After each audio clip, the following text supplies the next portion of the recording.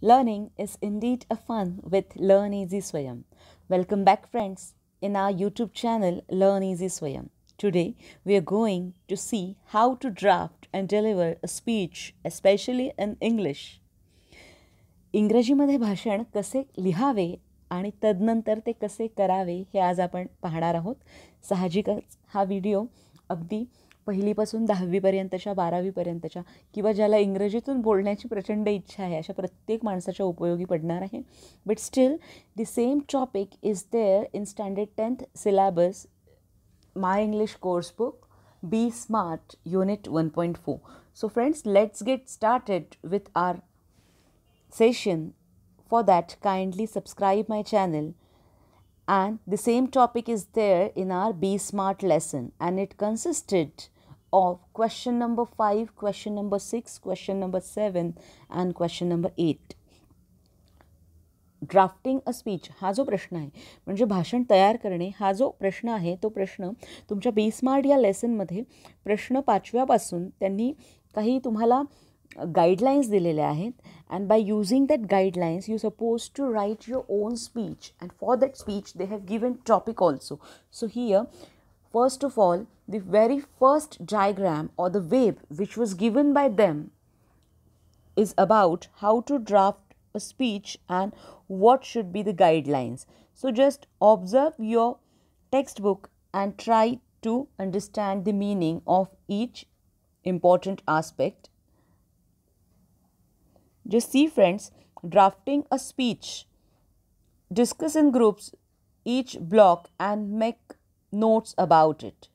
See, what should be the size and length of your speech? 1 page, 2 page or 3 page? How many pages you need? That you have to decide.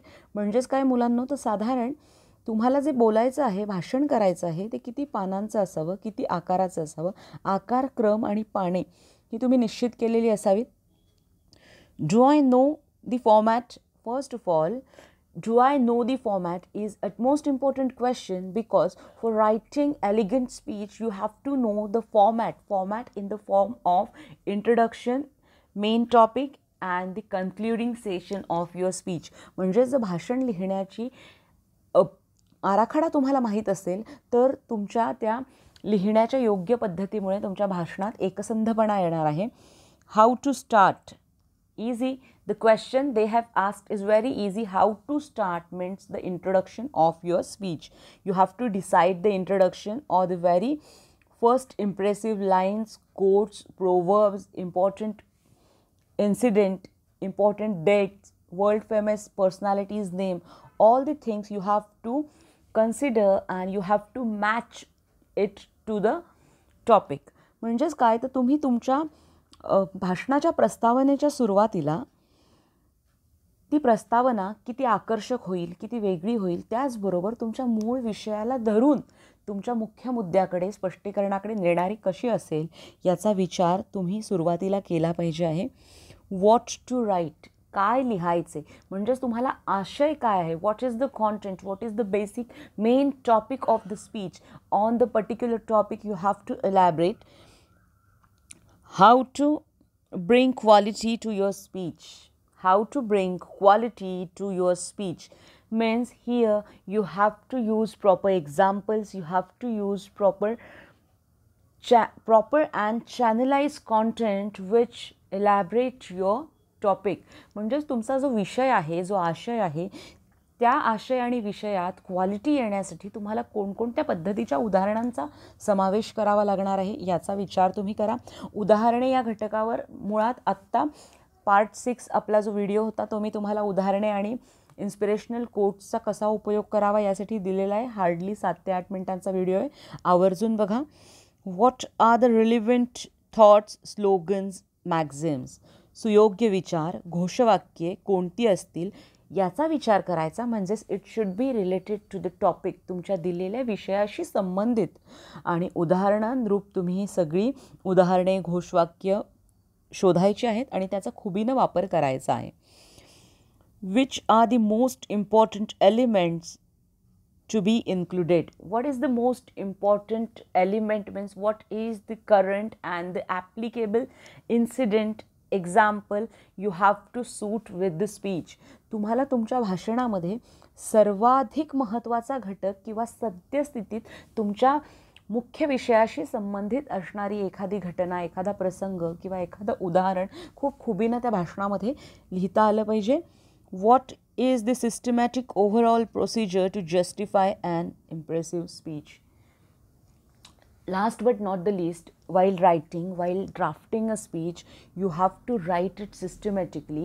Your introduction should be proper. After that, your middle portion or your important topic, elaboration of your main topic is important. And after that, linearity, म्हणजेच त्या क्रमानंतर तुम्ही तुमच्या आकर्षक आणि क्रमबद्ध भाषणासाठी कशाचा वापर करता येईल या सगळ्याचा विचार करून तुमचं भाषण तुम्ही पूर्ण करायचं आहे.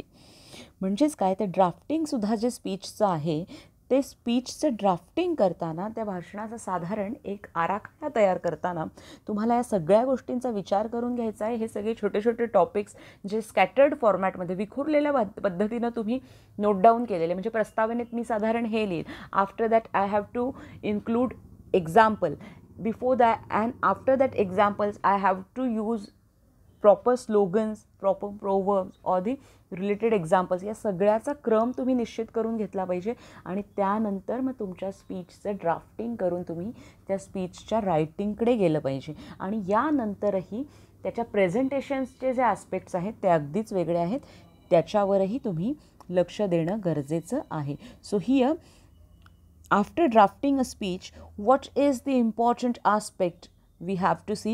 Just see, student,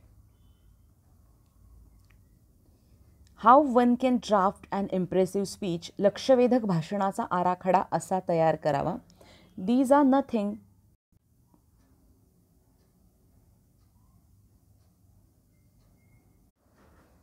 but the shorter guidelines in English. मुलांना आपण जी मागे वेब पाहिली त्या वेबमधल्या भाषणाच्या लेखनाला अनुरूप असणारे जे मुद्दे किंवा प्रश्न त्यांनी दिले होते त्याची थोडक्यात आणि छोट्या शब्दांमध्ये मी इंग्रजीमधनं उत्तरं देण्याचा प्रयत्न केलेला आहे. सो सगळ्यात सोपं बघा तुम्ही. आता इथे मात्र आपण काउंटर फॉर्मॅटमध्ये म्हणजे विरुद्ध पद्धतीनं विचार करून बघूयात की कसं नसावं. आकार, क्रम आणि पाने. मी तुम्हाला मगाशी स्पष्ट केलं की तुमच्या भाषणाचा साधारण आराखडा किती किंवा किती पानांचं भाषण असणार आहे. How many pages you have to write. And म्हणजेच मला जर 3 मिनटाचं भाषण करायचं आहे, if I have to deliver a speech of 3 minutes, at that time I have to complete my speech within 3 pages at least or 2.5 page.